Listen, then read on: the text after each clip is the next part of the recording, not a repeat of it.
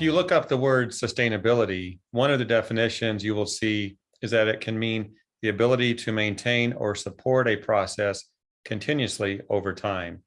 So there are many things that we can support over time, some more important than others. You might think of renewable clean energy as one of them, or perhaps you drive a hybrid car in your effort to help with the issue of sustainability. To discuss this today and to dig into this topic, I'm pleased to welcome back Steve Ashkin, the founder of the Ashkin Group. Hi, Steve. How are you, Jeff? I'm doing great. How about you? Life is good. Thank you for having me. And thank you to all your listeners. I hope we can have a great short conversation about this today.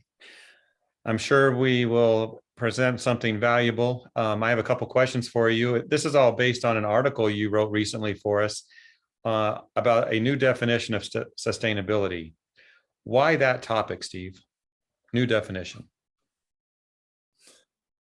You know, I suspect you and most of your listeners have heard to definitions, whether it's the great law of the Iroquois Confederacy about, in all of our deliberations, we should consider the impacts on the next 7 generations, and that was written 800 years ago, right? And then there's the Brundtland Commission from the UN written in 87 about, making sure that what we do today doesn't affect the ability for future generations to do the same things, which was written over 30 years ago.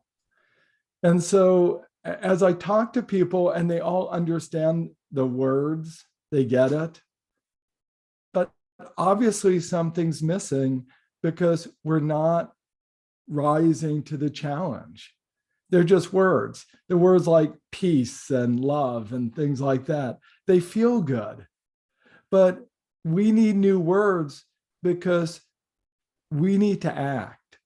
And that's why I think we need to sort of, think about Albert Einstein's discussion of insanity, right? Doing the same thing over and over again and expecting different outcomes. It's time we start finding new ways to define sustainability that people and especially companies can grasp onto and to actually lead them to action and to success. There we go. So Steve, can you speak to the thought of sustainability as a business framework for generational companies? Absolutely. Thank you for asking. And I hope all of your listeners will read the articles in both ISSA Today and CMM. They better. But the bottom line, yes, they better. They better. But it's a short article, right? It's like a 2 or 3 minute read. It's short. Mm-hmm. So, but the point being, first, not every company is going to use a sustainability framework. Companies look at business in lots of different ways. Short-term thinking, transactional thinking. There's lots of different approaches. And the first part of it is we should really think about sustainability as a business strategy. That's what it is. It affects how we make decisions, how we prioritize things. It's a strategy, just like so many others. And then the other part of it is simply a recognition that especially at this point in time, not every organization, not every company cares, right? Sustainability is not on their radar screen and they don't care. They're just out to make a buck as quickly as they can. But for those companies who do care, when I really look at who they are, they seem to be companies, for instance, like family businesses. When they start a business, they really do think about how do we make the business such that they can pass it on to their children, so that it is a generational business. Or leading brands, right? This is not just about small startup cleaning companies. Leading brands that have been around for generations really do think about the decisions that they make and how it affects their brand for generations to come. And then, of course, all the companies that want to have brands that are generational brands. So I think a definition of sustainability as a business framework specifically to help generational facilities, generational businesses, people who care about those things.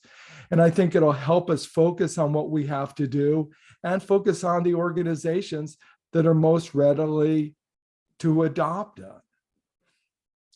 So, Steve, for those who read the article or they're watching this right now, watching this interview, if you could speak to them and tell them what they need to do next, what would that sound like?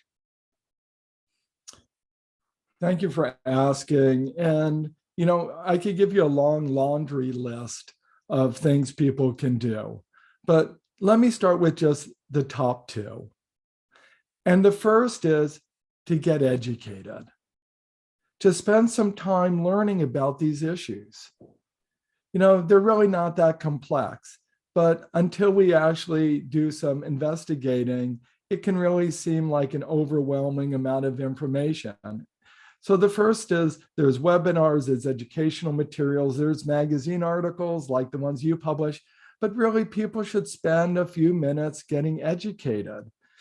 And then the other thing that they should do is create a baseline for their organization, right? That's what everyone's going to tell you. First step, do a baseline. For example, in October is ISSA's convention in Chicago. And if I was planning on how to get to Chicago, it's really important to understand where we're starting. So, I live in Channel Islands Harbor, California. For me to get to Chicago is really different than someone who lives in Miami or lives in Albany, New York, like you do, right? So developing a baseline to understand where the organization is. And then they can start prioritizing what they want to do, figuring out what they're going to measure, how they're going to make improvements. But the bottom line is, let's get educated. It's coming. Whether we like it or not, it is coming, right? The Securities and Exchange Commission is putting out regulations on sustainability reporting. It is coming. So people may want to read about what the SEC is saying, right? Read about the Global Reporting Initiative. Read about, all the new efforts that are being developed to help standardize sustainability reporting. It is not that complicated. And then again, figure out where we're starting and then get started.